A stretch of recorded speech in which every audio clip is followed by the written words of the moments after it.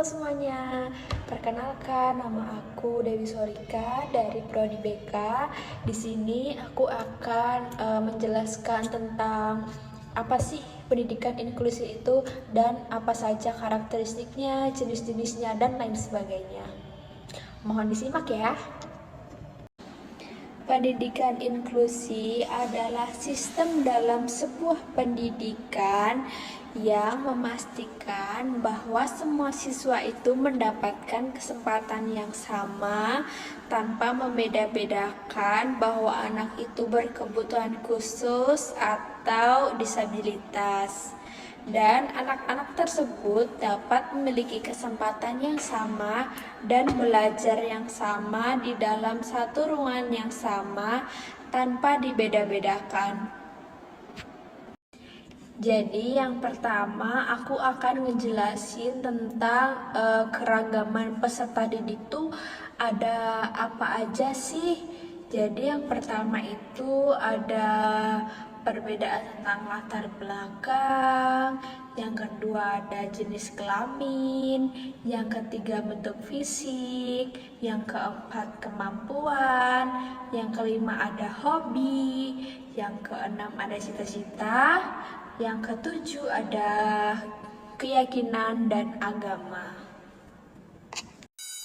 Aku nggak suka belajar sambil duduk. Aku suka jalan-jalan, tapi aku suka belajar. Angkat pusing lebih asik menggambar. Setiap anak berhak memperoleh pendidikan tanpa perbedaan, termasuk anak dengan disabilitas. Aku tutup kuping, bukan nggak mau dengar sama bu guru, karena aku nggak tahan dengar soal teman-teman yang ribut. Aku kurang suka pelajaran matematika, aku lebih suka membaca sama main basket. Bu Guru, aku nggak bisa melihat, tapi aku tetap ingin belajar. Di sekolah inklusif, kami para guru paham bahwa anak-anak berkebutuhan khusus mempunyai potensi untuk dikembangkan. Hanya saja cara belajar mereka yang berbeda. Perbedaan dalam proses belajar bukan halangan untuk mengembangkan potensi. Sekolah inklusif, sekolah untuk semua anak. Nah, lalu aku akan membahas tentang persamaan dan perbedaan antara pendidikan integrasi dan pendidikan inklusif itu. Yang pertama, aku akan membahas tentang persamaannya antara pendidikan inklusi dan pendidikan integrasi. Yang pertama, pendidikan inklusi itu sekolah atau institusi itu harus menyesuaikan dengan kebutuhan anak, tetapi kalau pendidikan integrasi itu anak yang harus menyesuaikan dengan institusi atau sekolahnya. Jadi menurut saya kalau pendidikan inklusi lebih ke mengerti tentang peserta didik, menyesuaikan peserta didik, tapi kalau pendidikan integrasi itu lebih ke peserta didik harus menyesuaikan dengan lingkungan sekolah tersebut. Lalu di sini aku akan ngejelasin tentang klasifikasi ABK atau anak berkebutuhan khusus. Ada apa aja sih? Mari disimak. Nah, lalu di sini aku akan ngejelasin tentang perbedaan dari pendidikan integrasi dan pendidikan inklusif. Nah, kalau di pendidikan integrasi itu siswa atau anak berkebutuhan khusus itu dianggap sebagai tamu. Tetapi kalau di pendidikan inklusi kayak anak berkebutuhan khusus itu merupakan seperti anggota kelas lain pada umumnya, seperti anak-anak pada umumnya. Lalu yang kedua, ABK dapat diterima gabung jika dia mampu. Nah, itu dalam pendidikan integrasi. Kalau di pendidikan inklusif, ABK itu diterima tanpa syarat apapun dan kurikulumnya berorientasi pada pemenuhan kebutuhan setiap individu. Jadi, ada porsinya masing-masing antara anak berkebutuhan khusus dengan anak-anak pada umumnya, tapi tanpa membedakan seperti itu. Nah, yang ketiga itu ABK sering belajar dipisah dari teman-teman pada umumnya. Jadi dia ada kelas khusus untuk kelas ABK, itu bagi pendidikan integrasi. Tapi kalau bagi kelas inklusif, anak-anak itu belajar jadi satu ruangan, tapi dengan kurikulum yang berbeda. Dan di pendidikan integrasi juga seringkali mengabaikan aksesibilitas. Kalau di pendidikan inklusi, aksesibilitas menjadi bagian yang penting untuk dipertimbangkan. Lalu yang terakhir, kadang-kadang asesmen itu tidak dilakukan dalam pendidikan integrasi. Tetapi dalam pendidikan inklusif, asesmen dilakukan secara terprogram dan berkesinambungan. Baik, setelah ini saya akan menampilkan video tentang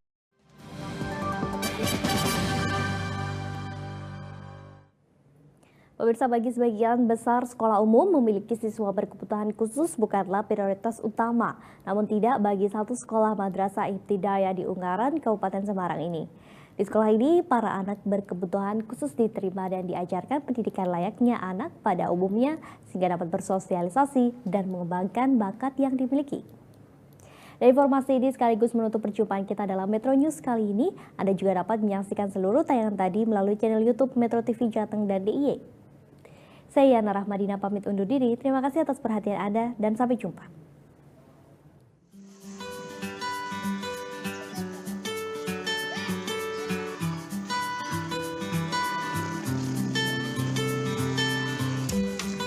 Madrasah Ibtidaiyah MI Keji berada di Desa Keji, Kecamatan Ungaran Barat, Kabupaten Semarang.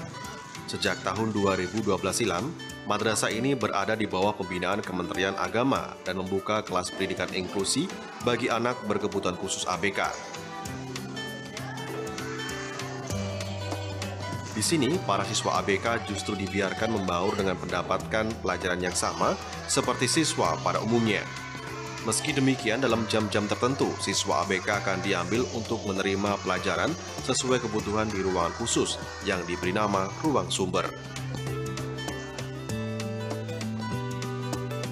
Khusus ruang sumber, di sini para siswa ABK menerima bimbingan belajar secara personal serta kegiatan kompleksatoris seperti terapi ringan dengan menggunakan alat-alat sederhana seperti trampolin hingga drum sesuai dengan kebutuhan sang anak.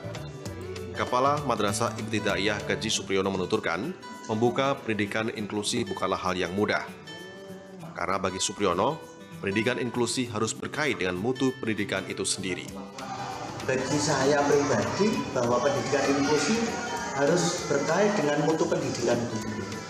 Sehingga ketika itu berat dilakukan, ya harus dilakukan. Tetap kita belajar.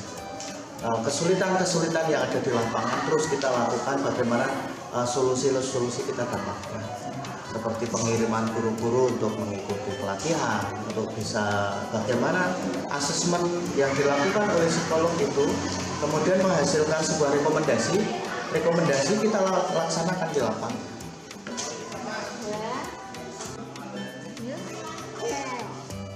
Madrasah yang berdiri sejak tahun 1973 ini hampir tutup karena kekurangan murid pada tahun 2009 silam. Namun kini terus berkembang sejak membuka pendidikan inklusi. Bahkan saat ini MI Keji menjadi pusat penelitian sekolah pendidikan inklusi di Jawa Tengah, baik oleh mahasiswa maupun pihak lain yang ingin mengetahui metode pembelajaran di madrasah ini. Bagi para guru pembimbing sendiri, bukanlah hal yang mudah memberikan pendidikan kepada para siswa ABK. Menurutnya, harus ada usaha yang ekstra. Kadang nanti kalau anak-anak karena setelah selesai mengerjakan, nanti saya kasih permainan. Jadi ada nilainya itu permainan. Jadi biasanya permainan untuk menampilkan semangatnya lagi. Ya, tidak kita 1 menit untuk bermain itu lumayan. Anak-anak sudah siap belajar. Mungkin lebih susah. Senangnya di mana? Senangnya saya dapat ilmu yang luar biasa yang belum tentu dimiliki oleh guru yang lain. Gitu. Pengalaman yang luar biasa ini. Salah satu orang tua murid berkebutuhan khusus, Muh Aziz Nur, mengaku bisa merasakan perubahan pada anaknya saat memutuskan menyekolahkannya di MI Keji. Pernah di sekolah lain, disendirikan karena tidak pernah bisa ikut olahraga karena tadi gerakannya kurang lincah gitu. Terus akhirnya apalagi disediakan. Di tempat lain kan tidak boleh ikut. Jadi itu sekolah yang seperti itu. Berkembangnya MI Keji sebagai sekolah pendidikan inklusi mendapat apresiasi dari Kementerian Agama yang terus membantu perkembangan sekolah dan juga tenaga didik dengan cara menjalin kerjasama dengan para psikolog dan sekolah luar biasa untuk bisa memberikan metode pembelajaran yang baik bagi para siswa ABK. Ya, sementara sosialisasi kami sampaikan, tapi selama ini memang mereka sudah mungkin saya katakan rasa pesimis tadi mulai ada sehingga belum ada yang mau dan bisa menerima dia tidak ada rujukan ya sudah dari kami kerja aja dan kami juga nggak bisa memaksa pada kan diharapkan bisa menerima siswanya.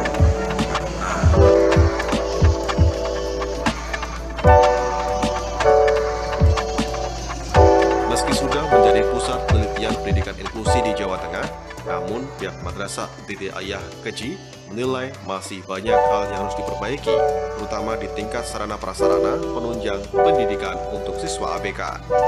Harapannya, ke depan sekolah semacam ini bisa terus bermunculan untuk bisa memberikan akses pendidikan kepada para anak berkebutuhan khusus sesuai Peraturan Menteri Agama Nomor 90 Tahun 2013 tentang penyelenggaraan pendidikan, di mana madrasah diwajibkan menyediakan akses bagi peserta didik berkebutuhan khusus. Dari Kabupaten Semarang, Ferry Nugroho, Metro TV. Baik, di sini saya juga akan menjelaskan apa saja sih prinsip-prinsip dalam pendidikan inklusi itu. Yang pertama itu ada prinsip non-diskriminasi. Apa sih prinsip non-diskriminasi itu? Jadi setiap siswa itu memiliki hak yang sama untuk mendapatkan pendidikan tanpa dibedakan berdasarkan kemampuannya, latar belakangnya, atau disabilitas. Lingkungan belajar harus inklusif dan saling menghormati keberagaman dan perbedaan dari setiap siswa. Baik, di sini saya juga akan menjelaskan apa saja sih prinsip-prinsip dalam pendidikan inklusi itu. Yang pertama itu ada prinsip non-diskriminasi. Apa sih prinsip non-diskriminasi itu? Jadi setiap siswa itu memiliki hak yang sama untuk mendapatkan pendidikan tanpa dibedakan berdasarkan kemampuannya, latar belakangnya, atau disabilitas. Lingkungan belajar harus inklusif dan saling menghormati keberagaman dan perbedaan dari setiap siswa. Nah, lalu yang kedua ada aksesibilitas. Jadi sekolah itu harus dirancang sedemikian rupa agar bisa diakses oleh semua siswa. Lalu yang ketiga ada partisipasi penuh. Jadi dari maksud partisipasi penuh itu adalah semua siswa itu didorong untuk berpartisipasi secara aktif dalam kegiatan akademis dan non-akademis di lingkungan sekolah tersebut. Yang keempat ada kesetaraan dalam pendidikan. Jadi semua siswa itu harus mendapatkan kesempatan belajar yang sama dan kurikulum yang sama, tetapi harus sesuai dengan kebutuhan individu dari masing-masing peserta didik tersebut. Lalu yang kelima ada pendekatan berbasis kemampuan siswa. Jadi fokus utamanya itu dalam pendidikan inklusi itu adalah mengembangkan potensi dari setiap siswa sesuai dengan kemampuan mereka. Misalnya siswa A, kemampuan dia lebih ke seni, jadi kita sebagai tenaga pengajar itu mendukung dalam proses belajar mereka. Lalu siswa B itu dalam akademis, jadi kita fokus pada akademisnya, seperti itu. Lalu yang keenam ada kolaborasi antar pemangku kepentingan. Jadi pendidikan inklusi itu menekankan atau menuntut kepada guru, siswa, dan staf pemangku atau staf lainnya untuk berkolaborasi dalam mendukung proses belajar mengajar siswa seperti itu. Lalu yang ketujuh ada penghargaan dalam keberagaman atau keragaman. Perbedaan di antara siswa tidak dilihat dari hambatannya, tetapi sebagai bagian dari kekayaan dalam lingkungan belajar. Keragaman dipandang sebagai sumber kekuatan dalam memperkaya pengalaman belajar siswa. Baik, di sini saya akan menjelaskan apa saja implementasi dalam pendidikan inklusi. Jadi, implementasi dalam pendidikan inklusi adalah pembelajaran, yaitu melibatkan adaptasi semua siswa melalui penyesuaian strategi pembelajaran untuk memastikan semua siswa itu dapat berpartisipasi secara aktif di dalam kelas dan mereka dapat memperoleh pengalaman belajar yang baik dan optimal. Lalu, pendidikan inklusi itu berfokus pada keterlibatan semua siswa dalam kelas reguler. Jadi, sambil memastikan bahwa kebutuhan individu setiap siswa itu diperoleh gitu loh melalui pendekatan yang fleksibel dan terstruktur. Oke, baik, di sini saya akan menjelaskan sedikit tentang fasilitas-fasilitas apa saja sih yang ada di Universitas Sanata Dharma ini.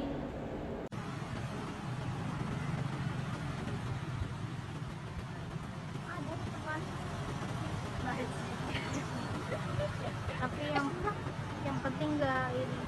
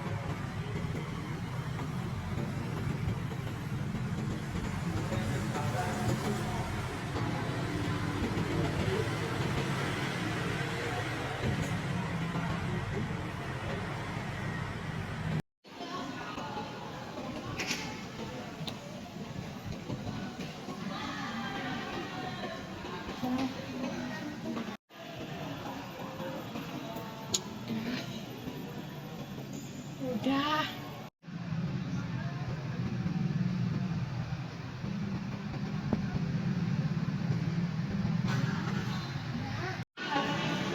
Yaudah kau yang buka.